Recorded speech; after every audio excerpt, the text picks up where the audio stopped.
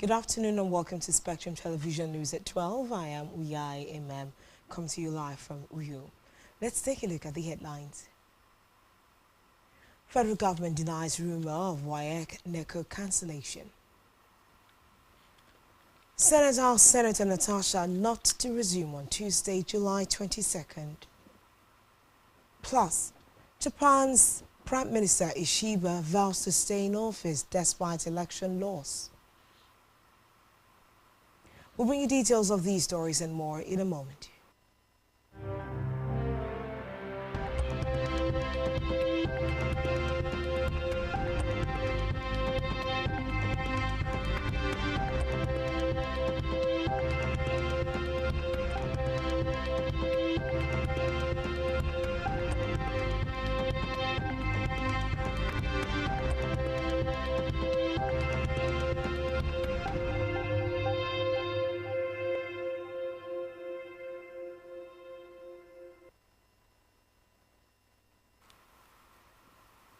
Good afternoon and thanks for joining us. We begin this afternoon from the Red Chambers, where Bauchi South Senator Shehu Buba Umar has refuted reports that the Senate has approved the creation of 12 new states. He described the claims as false and baseless. Speaking with journalists in Bauchi, Buba explained that the Senate has not made any decision on new states or local government areas.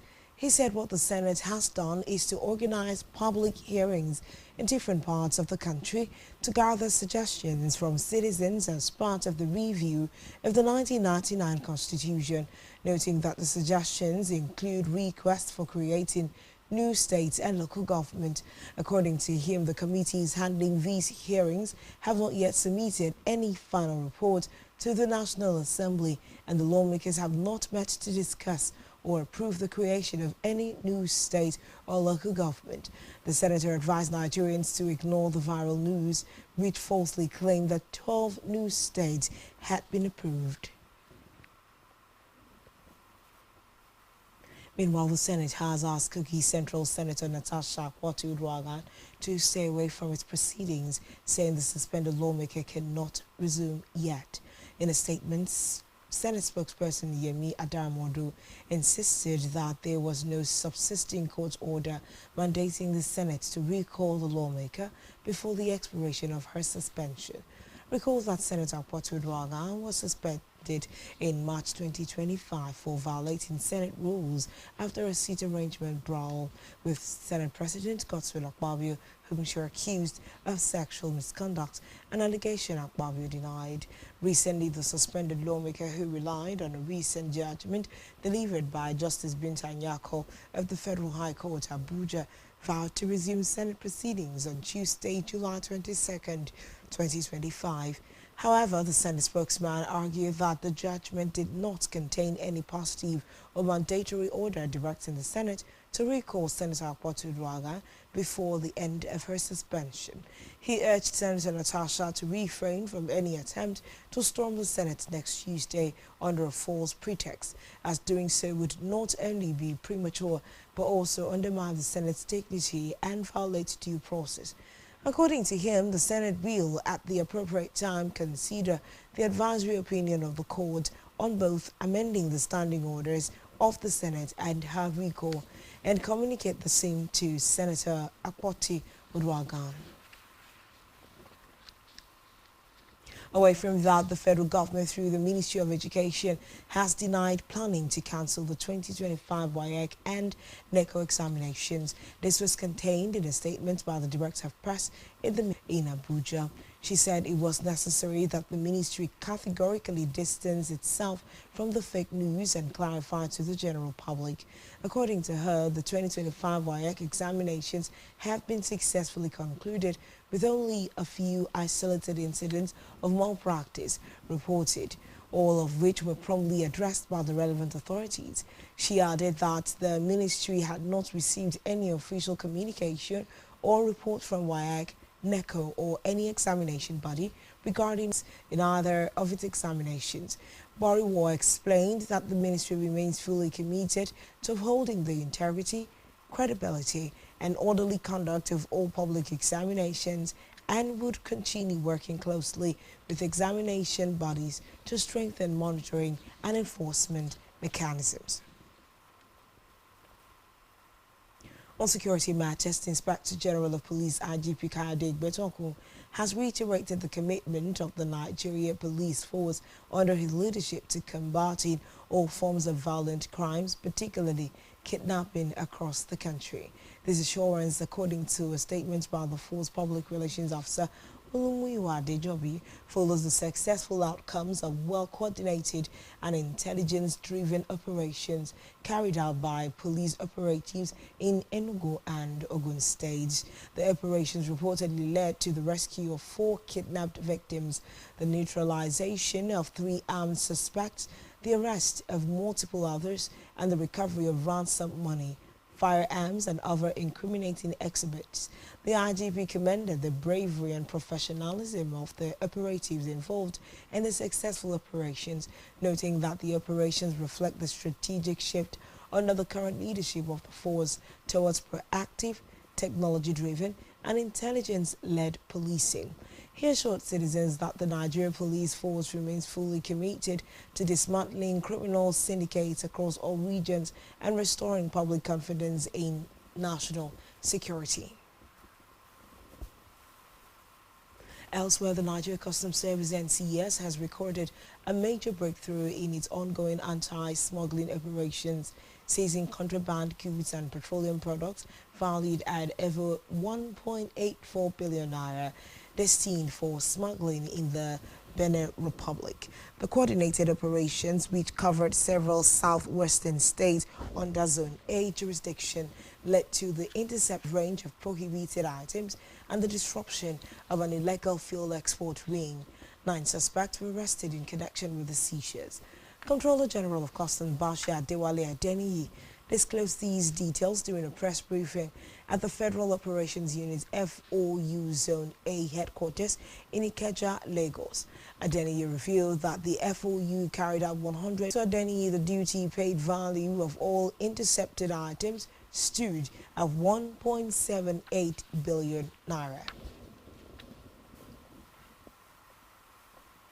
Now, on the continent of Africa, Eritrean President Isaias Afwerki has issued a warning to neighboring Ethiopia, cautioning against the possibility of renewed conflict as tensions escalate in the Horn of Africa.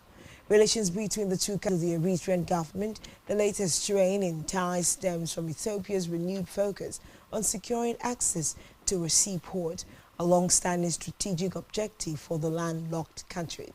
In remarks directed at Ethiopian Prime Minister Abiy Ahmed, President Afwerki warned that Eritrea would not be easily overpowered by Ethiopia's far larger population, estimated at 130 million compared to Eritrea's 3.5 million. The Eritrean leader therefore emphasized this country's readiness to defend itself if necessary.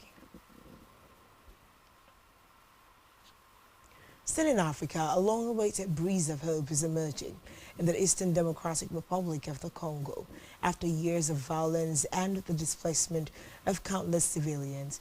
Reports say a principal agreement has been signed between the Congolese government and the M23 rebel movement, often accused of receiving support from Rwanda.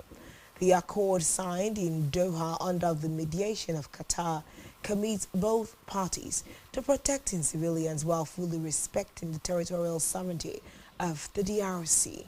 The agreement includes a permanent ceasefire and bans any military attacks, aerial bombardment, or territorial advances. Meanwhile, the international community has welcomed the agreement, describing it as a significant step while urging continued vigilance. On the foreign scene, Japan's Prime Minister Shigeru Ishiba has said he has no plans to quit after ruling coalition lost its majority in the country's upper house. Reports say voters went to the polls yesterday for the tightly contested election being held at a time the coalition of the Liberal Democratic Party, LDP, and its junior partner, Komeito, disagreed over rising prices and the threat of U.S. tariffs. Speaking after the polls, the Prime Minister said he solemnly accepts the results, but his focus was on trade negotiations, I beg your pardon. Having already lost its majority in Japan's more powerful lower house last year, the defeat will undermine the coalition's influence. The ruling coalition needed 50 seats to retain control of the 248-seat upper chamber, but ended up with 47.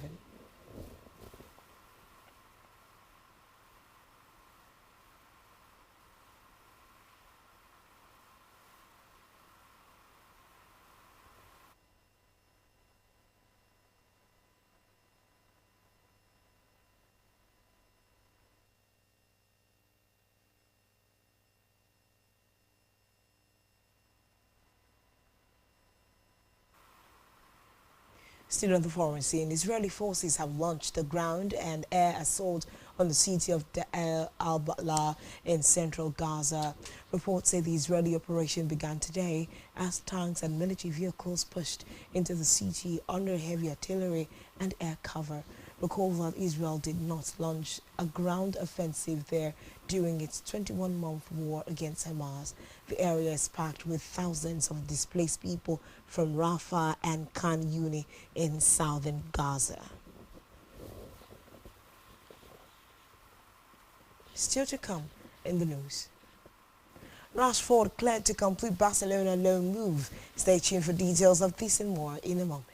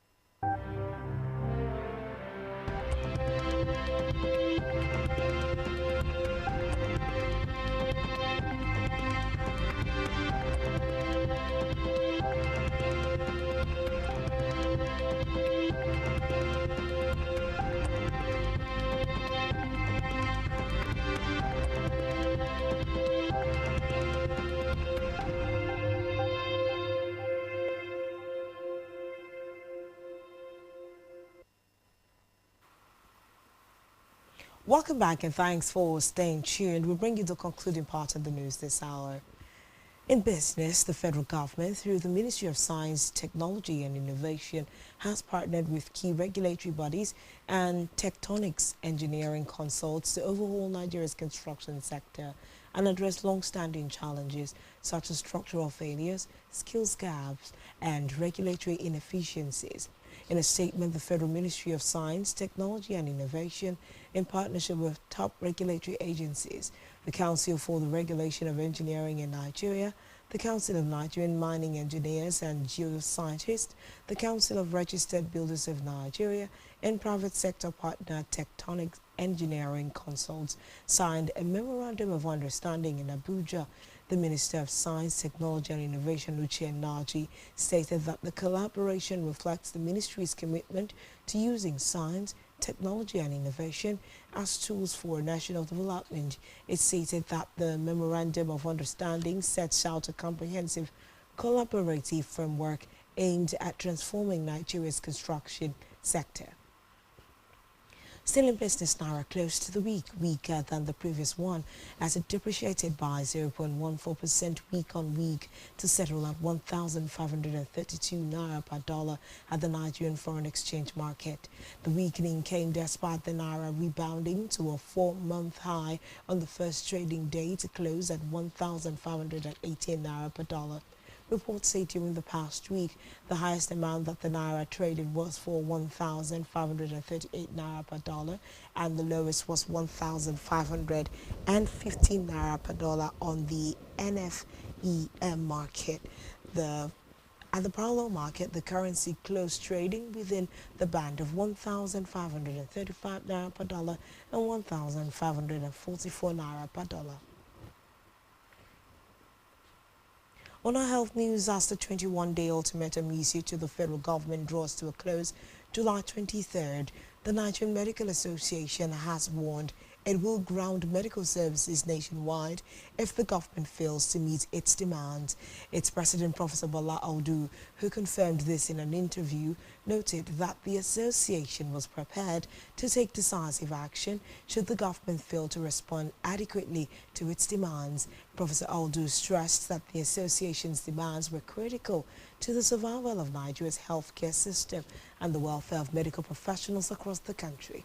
Recall that the NMA had on July 2nd issued an ultimatum in protest against the circular from the National Salaries, Incomes and Wages Commission on revised allowances for medical and dental officers in the Federal Public Service, which the doctors kicked against for violating prior agreements. Still in health, medical experts at the International SOS have raised an alarm over the increasing cases of non-communicable diseases at workplaces in Africa. In a statement titled "The Hidden Health Crisis Threatening Africa's Workforce and Business Continuity," the International SOS said NCDs are rapidly emerging as one of the most significant threats to workforce health, productivity and operational resilience across Africa, sharing real-world data and case studies that reveal the scale and severity of the issue. It said the findings underscore the urgent need for proactive health management to safeguard workforce well-being and business continuity.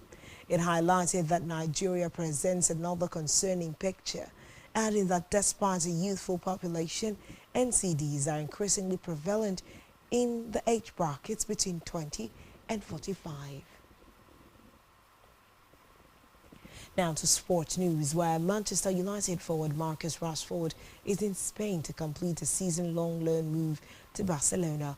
The 27-year-old arrived in Catalonia yesterday after getting permission from United to complete the formalities of a move to Barcelona. United have given permission for Rashford to seal the move, which is an initial 12-month loan with an option to buy. Still in sports, Alvaro Morata is set to leave Galatasaray for Como after the Turkish champions finally agreed a deal to sign Victor Osimhen from Napoli on a permanent basis. According to reports, Morata's exit has been delayed for over a month by negotiations for Osimhen. Galatasaray over the past weekend ironed out the finer details of the transfer for the Super Eagles star. Como and Morata have since struck an agreement over personal terms. The Spain striker will now return to Serie A, where he has previously played for AC Milan. On entertainment news, famous Nollywood giants Toyin Abraham and Funke Akindele have rekindled their relationship. Reports said the developments came a year after Toyin Abraham, in a reconciliation plea on Instagram, seeking an end to persistent industry rivalry between her, Messi Ayiwe, and Funke Akindele. However, putting aside the feud, the movie stars followed each other on Instagram as they shared affection.